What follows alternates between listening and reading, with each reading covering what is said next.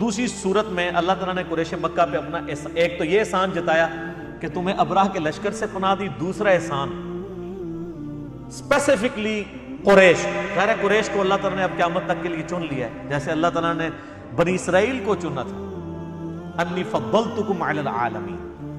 یا بنی اسرائیل اذکروا نعمتی التی انعمت علیکم، اے بنی اسرائیل اس نعمت کو یاد کرو جو ہم نے تم پہ کی، وَأَنِّي فَضَّلْتُكُمْ عَلَى الْعَالَمِينَ، اور تمہیں تمام جہان والوں پہ فضیلت دی۔ بعد میں پھر اللہ نے بنو اسماعیل کو، قریش کو، حضرت ابراہیم کے دوسرے بیٹے کی اولاد کو، بنو اسماعیل کو فضیلت دی، تو وہ قریش تھے۔ تو اب قریش مکہ کی طرف نبی الاسلام کی بعثت خاصہ تھی، بعثت عامہ تو پوری انسانیت کے لیے، وَمَا أَرْسَلْنَاكَ إِلَّا كَافَّةً لِلنَّاسِ بَشِيرًا وَنَذِيرًا، لیکن بعثت خاصہ جو ہے وہ قریش کی طرف تھی،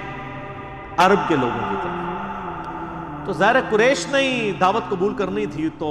دنیا کو تل پٹ کرنا تھا، تو اللہ نے قریش کے لوگوں کو اپنا احسان یاد کر لِإِيلَافِ قُرَيْشٍ، اور یہ دیکھیں قریش کا قبیلہ واحد قبیلہ ہے جس کا نام قرآن میں ہے۔ ویسے ساڑھے فرانس صاحب بھی قریشی نے، تو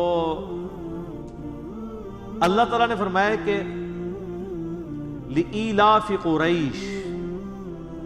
بسبب اس کے کہ اللہ نے الفت پیدا کر دی قریش کے دل میں، محبت ڈال دی قریش کے دل میں۔ إِيلَافِهِمْ رِحْلَةَ الشِّتَاءِ وَالصَّيْفِ، الفت کس چیز کی؟ تجارتی سفر کی، سردیوں کے موسم میں بھی اور گرمیوں کے موسم میں۔ ہمارے جو آج کل کے قریشی ہیں تو اے سی سے ہی باہر نہیں نکلتے، یہ ان قریش کے لوگوں کی بات ہو رہی ہے کہ اللہ نے کہا ہم نے ٹف ماحول کا تمہیں عادی کر دیا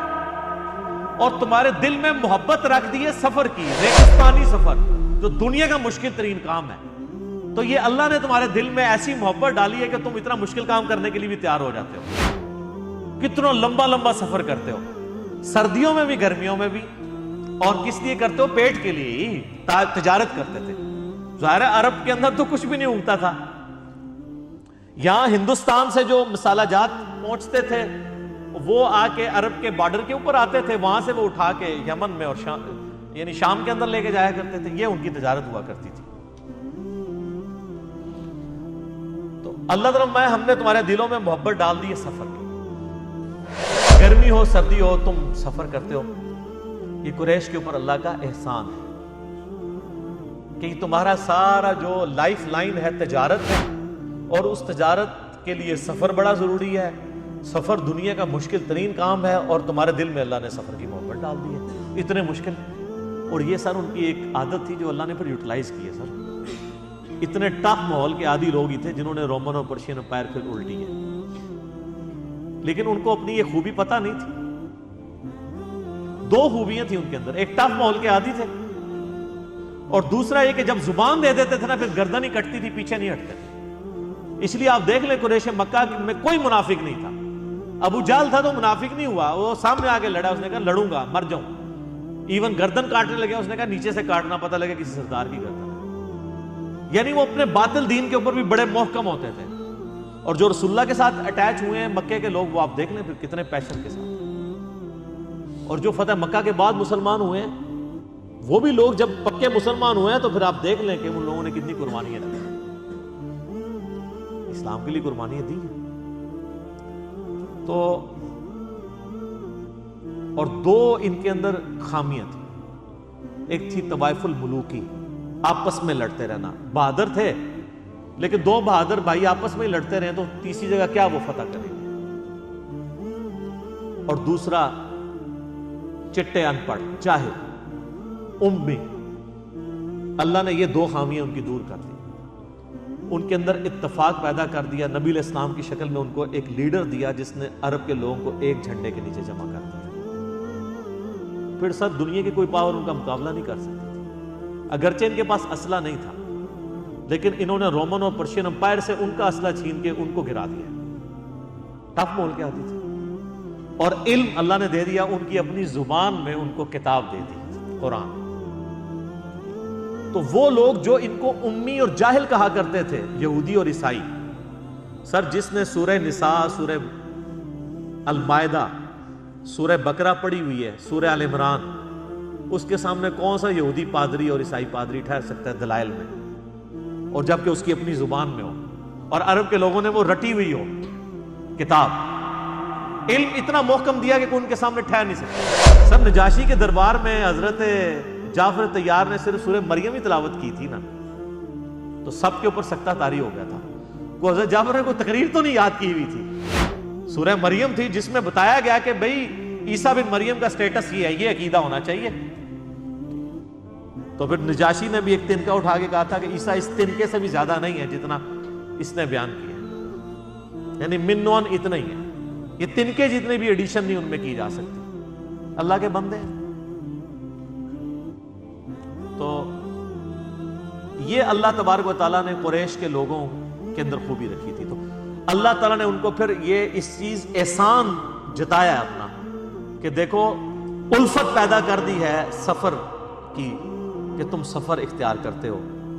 تو اب پھر اس کا تقاضا کیا ہے؟ فَلْيَعْبُدُوا رَبَّ هَذَا الْبَيْتِ، جس گھر کا کھانا کھا رہے ہو، بیت اللہ کے نام کے اوپر قریش کے لوگ پورے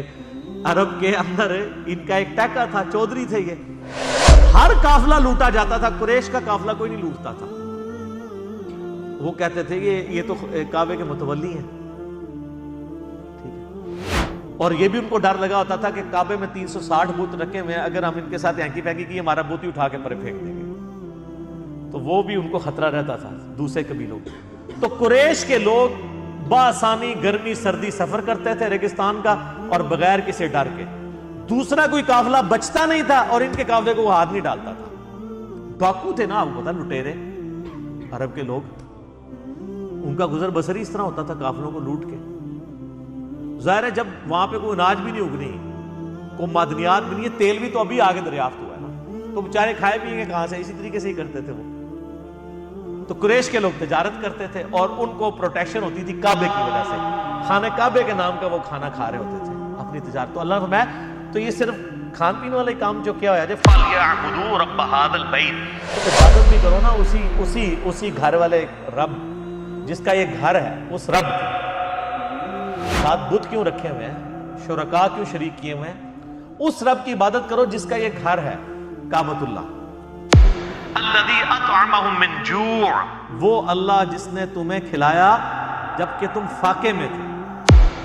وآمنہم من خوف، اور تمہیں امن دیا خوف میں۔ سارے قافلے خوف کی حالت میں گزرتے ہیں اور قریش کے قافلے کو کوئی لوٹتا ہی نہیں ہے۔ کیسا امن دیا ہے؟ کس کی برکت سے؟ کعبے کی برکت سے۔ اور اسی کعبے کی برکت سے جو تم تجارت کرتے ہو، تمہارا سارا کھانا پینا اس تجارت پہ ڈیپینڈنٹ ہے، وہ بھی کعبے کا ہی کھا رہے ہو۔ تو اس کا تقاضا نہیں ہے کہ جس رب کا یہ گھر ہے اس کی پوجا بھی کرو، یہ اللہ نے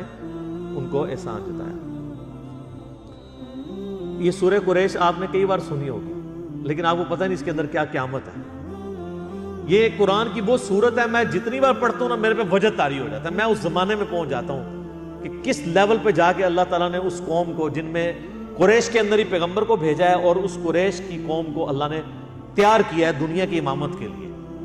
اس ایک چھوٹی سی صورت میں آپ دیکھ لیں، اللہ تعالیٰ نے پوری کی پوری ان کی ہسٹری لپیٹ دی۔ کیا سوز و گداز ہے یہ! تو قریش کے لوگ جب یہ صورت سنتے تھے تو پھر ان کی چیخیں نکلتی تھی کہ اللہ ڈائریکٹ ہم سے مخاطب ہو رہا ہے کہ دیکھو تمہیں اللہ تعالیٰ نے دنیا کی امامت کے لیے اٹھا لیا، اس گھر کی وجہ سے سب کچھ کرتے تھے، اب وقت آ گیا کہ تم ہمارے پیغمبر کے ساتھ ملو، ان پہ ایمان لے کر آؤ اور خالص توحید کے ساتھ اللہ تعالیٰ کی عبادت کرو، تو دنیا میں پھر اللہ تمہیں امام بنائے گا۔ پھر امام بنایا نا قریش کے لوگوں کو۔ ایمان تو آخر میں لے کے آئے ہیں، کچھ لوگ شروع میں آ گئے، لیکن پھر حق ادا کیا ہے، اس میں کوئی شک نہیں۔ تو یہ جناب سورہ قریش ہے۔ ہمارے جو قاری حضرات ہیں انہوں نے یہ دو صورتیں رٹی ہوئی ہیں۔ ہر دوسری نماز میں علم تری کیف فعل، پہلی رکعت ہی پڑھتے ہیں، دوسری رکعت ہی کیا پڑھتے ہیں؟ لإیلاف قریش۔ اس قاری سے پوچھا جائے یہ جو تو پڑھ رہا ہے اس کا مطلب تجھے پتہ ہے کیا ہے؟ لإیلاف قریش ایلافہم رحلۃ الشتاء والصیف، کیا قیامت مضمر ہے, کیا سوز و گداز ہے اس صورت کے اندر.